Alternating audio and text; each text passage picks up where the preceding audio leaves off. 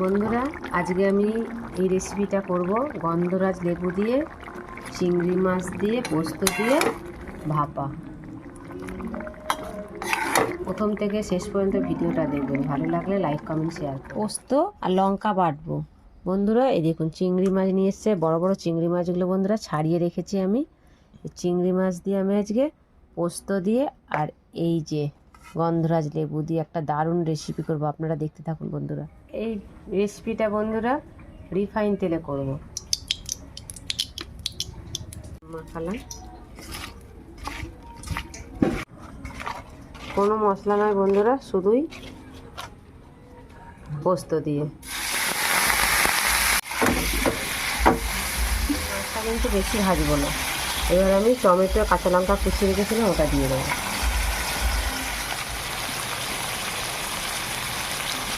এবার পোস্ত বাটাটা দিয়ে দেবো। মতো নুন দিলাম।